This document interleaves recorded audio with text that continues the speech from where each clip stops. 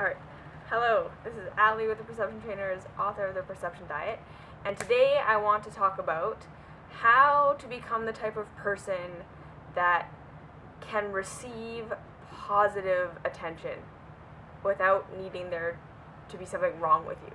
Okay, so this is like, this video was really hard to make like a catchy title, but if you watched my videos on why, or like, are you secretly afraid to heal, you may have discovered that there's a part of your psychology that doesn't want to be well, okay? That doesn't want to have your life all together, that doesn't want to be in a place where you're generally good. So this, again, this is not to say that there are two ways of being which are, you know, totally falling apart and totally put together, right? And that's what we're going to get into here. But I think for a lot of us, we have this black and white thinking, where it's like, either I'm sick and I'm weak and I'm struggling, and then people are paying attention to me and loving me and showing me, kindness and grace, and maybe I feel like this helps me not have to be so responsible in my life, or it helps to reduce the amount that I feel like I have to do, or it just like lowers expectation. Or I'm going to be healed, I'm going to be all better, I'm going to be all put together, I'm going to be all perfect, and then everyone's going to expect everything of me, and I have to be great all the time, and I have to be positive all the time, and I can never have a moment of weakness, and I have to be that person, and then I can't ask for attention, I can't ask for love, I can't ask for affection, I can't ask for any of these things, because then that's being like selfish and egotistical and like an attention person, like an attention whore, right? And this whole kind of complex of thinking is something that I think keeps a lot of us in our struggles, in a place where we're not doing well, and where we're not taking care of ourselves, and where we're not doing the things that we need to be doing for ourselves to be well. Even on a completely subconscious level, like you may not even be aware of where you're sabotaging your health, or sabotaging your emotional stability, or sabotaging your spiritual well-being, because you don't want to lose what you think is the only way you're going to get love and attention and affection from other people, right? And so, like I say, if you haven't watched those videos, Are You Secretly Afraid to Heal, maybe do that before you finish watching this one, because I want you to first kind of have the revelation for yourself, if this is something that's going on for you, that you don't actually want to let go of whatever's wrong, quote-unquote wrong, in your life, because you're afraid that, like I say, it's going to isolate you. And then the second thing that I want to talk about here, so that's the first thing, it's like there is absolutely legitimacy to subconsciously or consciously not wanting to heal, because we're afraid that it's going to mean that we're not allowed to get attention and affection and validation from anyone outside of ourselves anymore, that we're going to have to be totally self-sufficient and totally self-responsible and meet all of our own needs. And then the second thing is, I think a lot of us are afraid to heal and to fully step into our power and step into who we are, because then we feel like it's going to be so much responsibility, and then we're going to have to be like, Superwoman or Superman all the time, and we can never have a moment of weakness, and we can never be tired, and we can never call in sick for work again, and we can never, rest or play. We'll never give ourselves permission to rest or play or do any of these fun things, because like when we're well, we got to be working and producing and just like doing things all the time, right? So that's kind of like the first thing. The second thing is, we need to look at our culture, and we need to understand that, generally speaking, because pretty much everybody is suffering,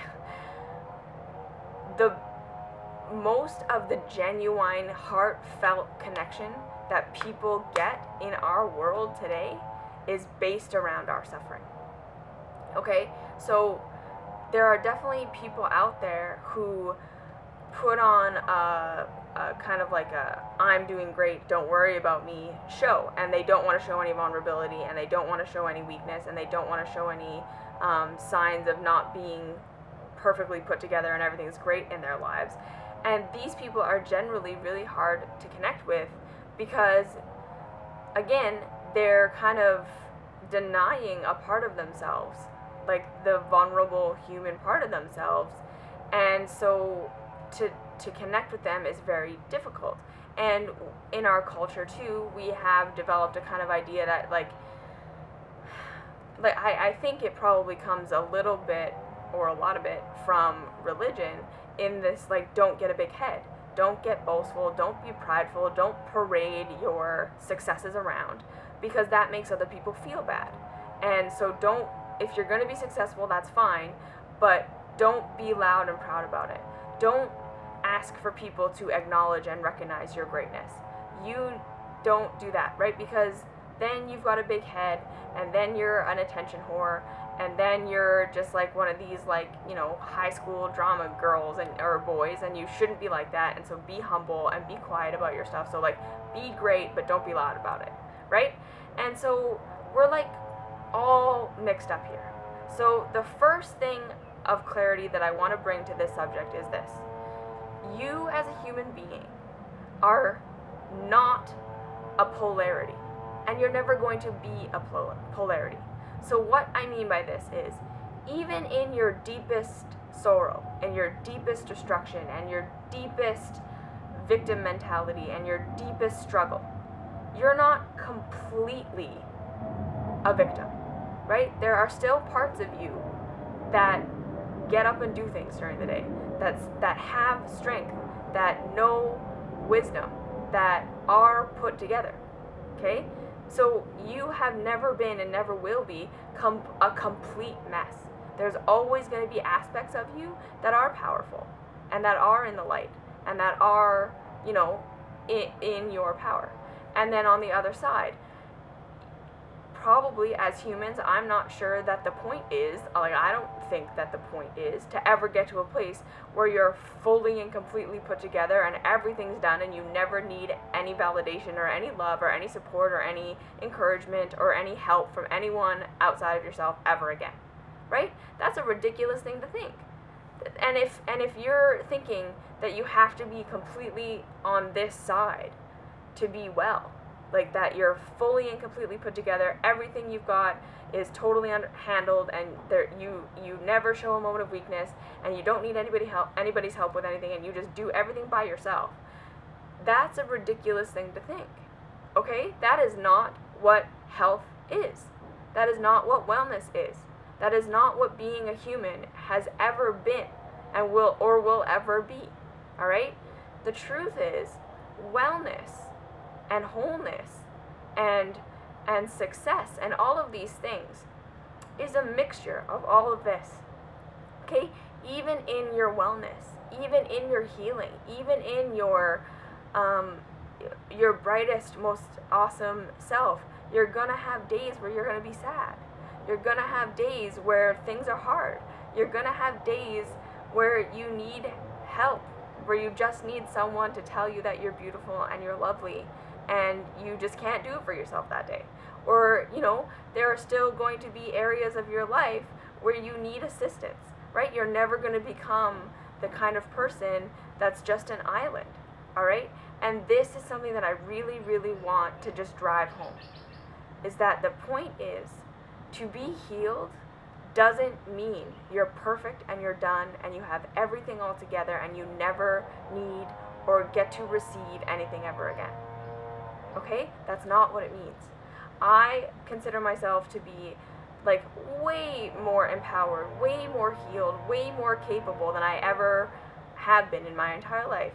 And I still have my sister who I talk to every day, and she illuminates my life so much. And my partner, same thing. He supports me in a lot of things. And I have my best friend Whitney, and she supports me and helps me see things that I can't see for myself. And in my business, there are things that I don't do because I don't have those skills, like the thumbnails for my videos. I do not have the skills, and I don't think I'm ever going to have the eye for that kind of artistic stuff. So I hire someone to do that. You see what I'm saying? It's not about becoming completely self-sufficient, all right? I still receive emotional support from my family. I still receive help with tasks from other people. I am standing in my power, and I'm still a unique individual with a unique set of skills that also lacks some skills. You see what I'm saying? And that doesn't make me sick or weak or bad or any of these things. It just makes me a human being. And it's the same for you. You're always going to need other people. And you're always going to be in a place where, you know, either you're working with people from a place of your deficiency, right? Or their deficiency, which we know if we're living from that place, you're just going to be like a hungry ghost, right? Like, if you're living from this place of I am deficient and I need other people to help me, it's always going to feel like that.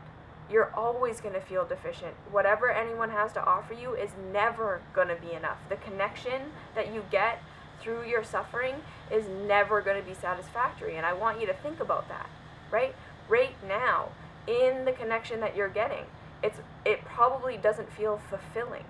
There's probably like a gross aftertaste, essentially, from all of your interactions, because you're coming to people from this place of victim mentality, from this place of weakness, which means the other person has to come almost as dominant, and that's never going to feel good. That's never going to feel right. That's never going to be satisfactory. Now, it may feel better than no contact with people at all, right? Or to sit and to wallow in your suffering with somebody, and maybe for both of you to just sit there and rant about your suffering. Again, this can be done in a healthy way, where you're venting and you're expressing and you're letting it off your chest so that you can move back into your power, step back into your empowerment, and then move forward with your life in a way that makes you feel good. Or it can just be a way of perpetuating the suffering and perpetuating the story and strengthening the idea that you are a weak victim. And in that, again, it's always going to end up feeling kind of gross. Like, it's going to be like eating taco chips, right? Like, it tastes good in the beginning, but then it kind of makes you feel like shit afterwards. And that is what this connecting through suffering really gets us. It's this it's the better than nothing, but not actually great connection, right? So again, it's like eating taco chips. Instead of, eating nothing, taco chips is great, right? But compared to eating a big salad with, fruits and vegetables and things and nuts and seeds that are going to like actually really nourish your body, taco chips is not that great, right? And so this is what I'm saying. If you can move to this place where first you understand that stepping into your power doesn't mean letting go of ever being seen or heard or validated by someone else outside of you ever again, and it doesn't mean never receiving support or love or help from the people around you ever again, that it's going to be somewhere in the middle where you feel empowered most of the time, and then you're connecting with people in your strength, right? And so again, this is when you start to connect with people and share your ideas and share your passions and your excitement for what you want to create in this world. And you start to say, like, here, I know these are my weak points. And so, I'm going to connect with you who fills in this gap and you who fills in this gap. And so if we're kind of meeting in our weaknesses, what we're really doing is we're saying, look, I have this awesome idea, or I have this thing that I want to do, or I have this stuff that I'm really passionate about, because this is what happens when you step into your power.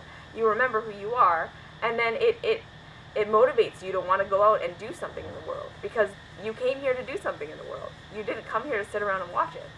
And then you're gonna be able to meet each other in that, and meet each other in your inspiration, and meet each other in your, okay, I have this skill, and you have this skill, and you have this skill, and together we can make this, right? Because this world now, we are moving into a time where being a lone wolf is over, right? It's not about just you and your thing and your life and your whatever, right? We are going to change the world and make this world a better place for everybody via teamwork. But in order for that teamwork to be what it needs to be, we have to be in our power. But we have to be in our intelligent power, where we understand that, again, we're going to have down days. We're going to have tough times. We're still going to be processing things. We're still going to be learning and growing and expanding and breaking out of our old behaviors, and all of this evolution and expansion is going to continue to happen. And so that, to come into your power does not mean that you're saying you're done and that you're all put together and you're never going to have another problem ever again. That's not what it means, okay? It means you're going to continue going, but you're going to look at it from a completely different perspective. You're going to look at your growth and say, like, no, this growth is good. When I'm down and I let people support me, it's awesome. We all are growing and learning and changing from this, but there's still an underlying understanding that you're going to be fine, that you're not a victim, that you're not broken, that when you go through hard things, you're just learning deeper about yourself, right? And it's this whole other perspective. And last, it is fully and completely okay to want attention from other people, all right? And the second you allow yourself to own that, I want attention from other people, I want to be seen, I want to be heard, I want to be acknowledged by the people around me. The second you own that, and you just say to yourself that this is true, that yes, I acknowledge I can love myself, I acknowledge that I need to validate myself, I acknowledge that a part of this love that I want is supposed to come from me, okay? It's not supposed to be completely exterior, but it's not supposed to be completely interior either. When you own that healthy need for communication, and you own that healthy need for connection, and you own that healthy need for being seen and seeing others, which is a part of humanity, it will start to come out in its light, all right? Because the bottom line is, if you're denying the fact that you want that love and you want that connection and you want to be seen, it's just going to come out as shadow, meaning you're going to keep yourself suffering because that's the only way you allow yourself to receive, okay? It's not working for you, and I want you to consider that. It's not like your fear of being seen is stopping you from being seen. It's just making it so that you're only allowing yourself to be seen in your weakness. That's all that's happening. So if you accept and acknowledge that there is a part of you that wants to be seen, that wants to be heard, that wants to be validated, that wants to be, like I say, acknowledged, once you own that and you realize that's not an evil part of your nature, that's a human part of your nature, all of a sudden you don't need to be this big, loud, proud, crazy, egomaniacal person that takes up all the space in the room. You won't have that. When you fully acknowledge and allow for that to be a part of your human psychology, and you also love yourself at the same time, it's going to express itself in healthy ways. Like, for instance, like I said, like for me, I struggled with this for a really long time, and once I started acknowledging that there's a part of me that just wants to be on the stage, okay? I do have a big, loud, in-your-face kind of personality, and I'm never going to be a quiet, docile, sweet, kind, loving, accepting what is person. I'm never going to be that. And the second I allowed myself to have that, I started making videos. And so, like, this is a very positive, in the light, kind of expression of me saying, look, I want to be seen, right? And so me being seen now in these videos is helping other people. So you see how it's not this awful, crazy, egomaniacal thing? It's like, when I'm getting my needs met, everyone's getting their needs met, and when it's genuine, it's helpful for everyone. What's good for the one is good for the all, right? So my specific way of, like, being seen just so happens to also be something that's helpful for other people. Crazy how that works, right? Acknowledge. Just allow yourself to be who you are. If you want attention, you're allowed to want attention. Okay?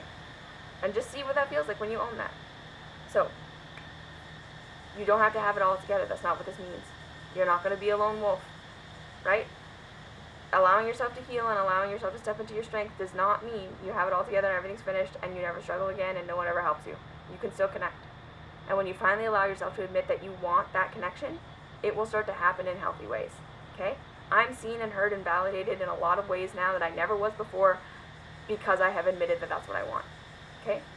If you have any questions, comments, concerns, please leave them down below. I'd love to hear from you. Like, subscribe, share, do all that fun stuff. Find me on Facebook, Perceptive Trainers, Instagram, ally_Perceptive Trainers. Join the Patreon group because we meet 3 times a month and we have, like, really empowering conversations like this. If you want attention, come be in the group of people who are all, kind of going through this whole thing together. That's what the group is about, and that's what we're facilitating. Thanks.